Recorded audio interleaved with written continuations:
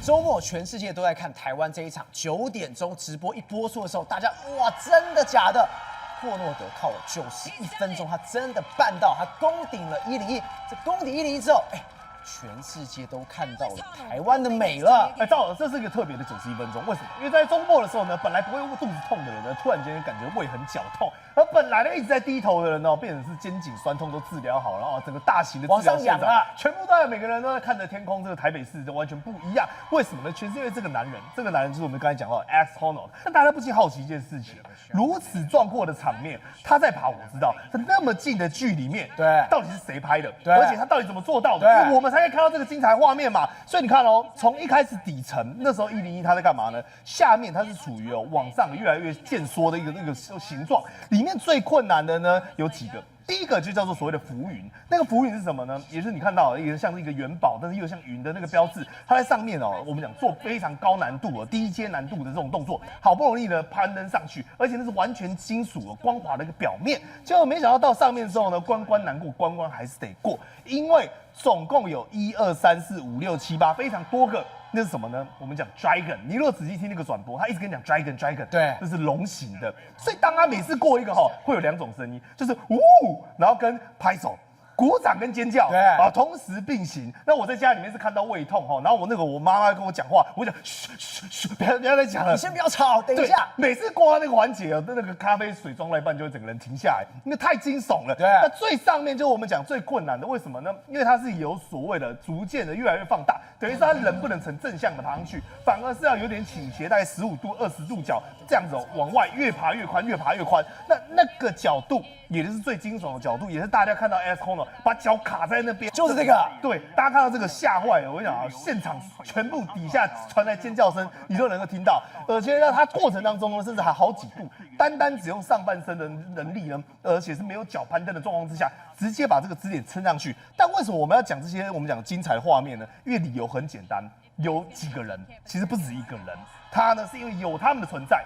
我们才能看到这些画面。对，而且首先它背上的这个东西叫做稳定器，对，至少就5公斤重。它的摄影机至少还要在5公斤重，还有它的安全装备，哩扣扣照很简单啦。我们是不是传统台湾的民俗都会说肩膀有点重，对不对？对。但他们身上至少20-30公斤扛在身上，然后他还要随时随地的跟着他，而且跟着他也不简单哦。你看这边，而且这是什么？这并不是我这样扛着这样跟，我是被吊着的。对，等于是我脚是没办法碰到地板，所以我是用身体的核心。对，我要把它拿住，我要这边拍你的。对，因为你不要以为说它有稳定器就一定很稳，你知道什么？刚才赵总讲到一个重点，我脚没有支点，对，所以变成是我上半身，即便我如果晃来晃去，对，它是会稳没有错，但镜头还是会晃来晃去啊。那镜头不是说我这样就停止不动啦，所以你知道吗？难在这边，你看这边像有一个人掉在这边，当 Alex 在这边准备来，他要前往到这个圆环的时候，他人就先在这。你知道这代表什么意思吗？他定点线都已经 stand by 好，因为他们的路径跟拍摄的规划都已经规划好，所以你看到的是只有这个画面，但你不知道说这位的摄影师已经在那边吊多久。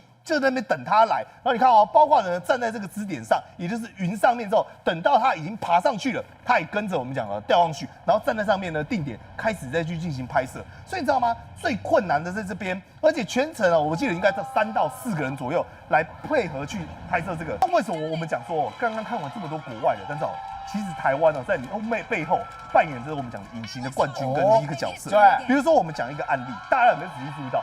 当我们讲 Alex Honnold 他登上这个塔顶的时候，为什么这个镜头会这样一直跟着旋转？你知道吗？有直升机，对，直升机跟空拍机，对，所以代表一个概念，那个团队来，各位背后就是台湾的团队，因为台湾总共出2个，一个叫做进阶直升机，等于说我们提供这个直升机呢，包括从飞机场开始起飞之后，然后一路的呢，在我们讲准备拍摄有一些最精华，可能比较高空等等画面来由它做提供。那另外呢，还有另外一个团队叫做境界航拍，它干嘛呢？它提供了大量的无人机，但其中还有一个很重要的一个角色就是这个是背后。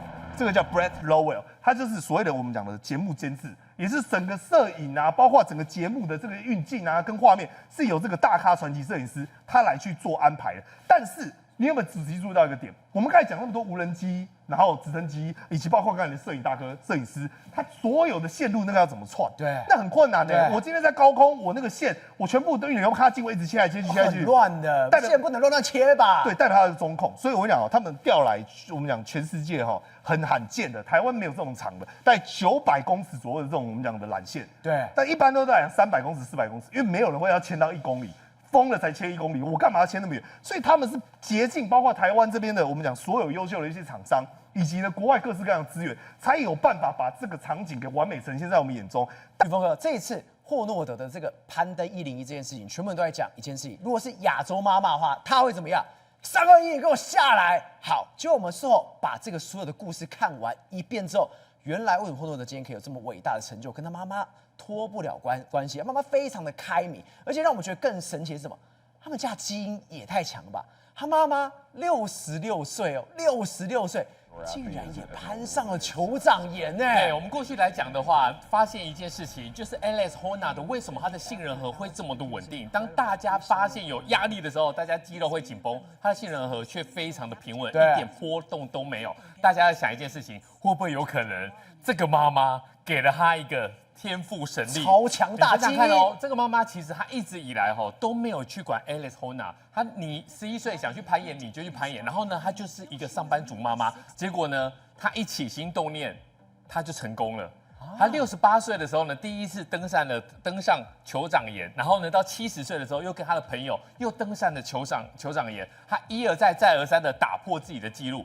所以呢，她后来也接受媒体的访问。他就说我们攀爬的不只是 physical， 不只是我们的身体，我们要超越我们的心智。因为他从以前到现在登上酋长岩之前，他没有想到他有一天会攀岩。为什么？因为他的爸妈，这个 Alex Honnold 的妈妈的爸妈都是瘾君子，所以在家里他一直抽烟，一直抽烟，所以他就说他小时候烟雾弥漫，对，因此他觉得自己有气喘，对，所以他没有去跑步。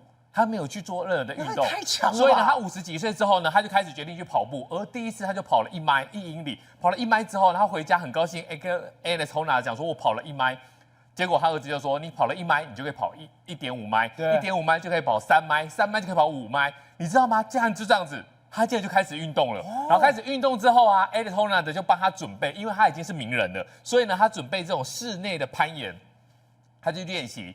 你很难想象其实这个时候啊，他年纪已经很长了。如果是我自己都会害怕，腰酸背痛，爬完痛死了。运动中心都有这一种，然后呢绑绳就可以上。你看他妈妈在用这种轻型的简单的攀岩机的时候，有没有绑绳确保？是没有的。所以代表什么意思？代表说 Alex Honnold 他的 physical 跟他的 mental 很有可能就来自他妈妈。然后呢，接下来就去跑攀岩场，这攀岩场就必须绑绳。可是呢，他的角度一开始。我真的觉得他们家是有家学渊源的，一开始就是这种大角度的攀爬，甚至呢他在练习的时候还要练习飞跃啊，还要练习飞跃。所以呢，50、60岁他在练的时候，他应该是60几岁练。对，身体素质也太好了吧！我告诉大家，他讲的不是 physical， 就是他的 mental， 所以他一定有一个东西是跟我们想象中的不一样。所以呢 ，Alex Honnold 帮他训练了，帮他弄了一个18周的课表之后呢，有一天就跟妈妈讲说：“走吧，我们去攀登酋长岩。”真的去了，这个家在家里，我妈妈说：“吕峰走，我带我去那个好事多买卫生纸。”人家跑去攀酋长岩，然后呢 ，Alex Honnold 邀请他妈妈之后，他妈妈也答应了。结果没想到第2天5点就被 Alex Honnold 给挖出来。对，他说：“我们今天要去攀酋长岩，那你干嘛那么早？”他说：“我们看可不可以当天来回省时间。”那他妈妈也觉得 OK， 但是各位要知道，一般人来讲，攀登酋长岩，你要过去的时候，那一条路也很困难，所以大家都是用4天3夜来规划的。对，而他们家是用当天来回，所以5点半去，然后呢一路攀爬，然后呢 Alex 走他自己习惯的路线，他没有想到他妈妈也跟上了，对，所以呢就当天攀完了，等到回到家的时候凌晨2点，他妈妈说好累哦。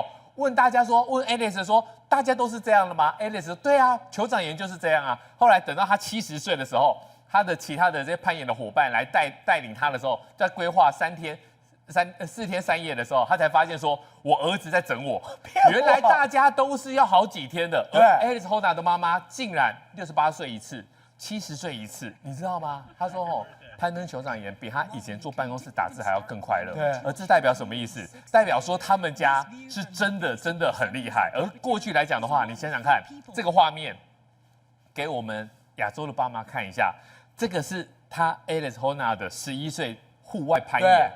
我们小朋友去运动中心，然后有教练、有安全绳确保，我们爸妈还是吓到，哎呀，小心啦，小心啦！人家就让小孩子垂挂在那里。哇，这张照片很可怕，下面很深的感觉。对啊，所以我觉得他为什么会给 Alex Honnold 这么大一个开阔的空间？他就讲嘛，他们给孩子最好的教育就是没有极限，所以呢，没有极限的这一个规范。让 Alex Honnold 真的没有极限，而 Alex Honnold 的成功，反而又带领了他的妈妈，让他在这个时候又去挑战了更多极限的事情。哎，盛峰，我们刚刚看到什么？今天这一次攀登101届已经让全台湾、全世界都已经看到台湾，而且怎么讲，霍诺德真的是非常非常厉害。结果我们一查之后，原来这一种极限运动在全世界真的到处都有。你看到这个哦，这是什么？他之前是用直升机的方式。竟然用这样的方式去攀岩，我想真的假的？是没有错，居然在天空中也可以攀岩，很难想象啊！这个人叫 Domen， 他是斯洛维尼亚的一个攀岩家。那有一天，他就跟他爸爸想说：“我想要攀飞机，飞机怎么攀？”对，他爸爸就想说：“怎么攀？”他跟他讲：“我要一个滑翔机，然后他爸爸帮他在滑翔机上面装很多的把手，他要在天空中从A、B 左边的机翼翻到 B， 就是右边的机翼翻过去。你知道他爸爸真的帮他圆梦，这画面太可怕了吧？对，那他这样在家里实测的时候，大概1分钟又7秒，结果他飞到2500公尺的高空上你知道吗？他做了几次？3次才成功。为什么？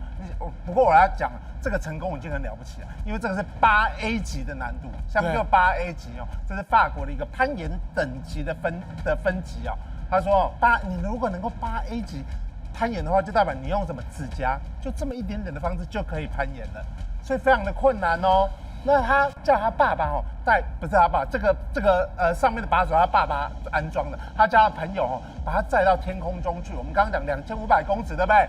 打开机舱盖，你知道温度多少吗？-10度。-10度的情况之下，干这些事情，他从这边爬了出来，然后你看他的手爬在他的机翼上面，先从左机翼开始爬，然后再爬回去机身，接着最困难的是，他要从他的机腹下面翻到另外一边去。对，你知道我们刚刚讲他失败2次，最后第3次他才成功。可是呢，你知道他第3次成功的时候，他站在上面说：“风太大了，在天空中风掉下来嘞。”掉下来，还好他有穿降落伞，所以这个真的是专业动作，请勿模仿，请勿模仿有安全措施哦。这个是没有开玩笑他如果没有降落伞，他是没有第2次的机会哦。好，那你说，在空中只有这样的极限运动吗？错了，我跟你讲，之前大概在去年年底的时候，在杜拜有一群人，10几个人进行空中的极限运动，对，这是人类有史以来尝试过最极限的飞行障碍赛。他们从空中的一个运输机跳下来，穿着什么跳下来？飞鼠装。对，3个人跳下来之后，有够厉害的哦！你知道跳下来之后，他们的轨迹是什么？这场不但厉害，还花了很多钱，因为他们出动喷射机出来。对，喷射机出来，你知道喷射机的尾端有喷射云，有飞机云，他们就是沿着那个喷射云那个飞机云，当成他们的赛道飞过去。穿着他们的飞鼠装，就这样高空降落。然后呢，最夸张的是空中他们设计的那个3个大圈圈，穿着飞鼠装的人居然可以精准的穿过这个圈圈，有够厉害啊！哪有那么准的？他超完全穿过，直接就穿过去，有够厉害。然后接着空中还有人放彩带，他们就直接抓了彩带，抓得到彩带啦，把就够拉啦。更夸张的是，你知道吗？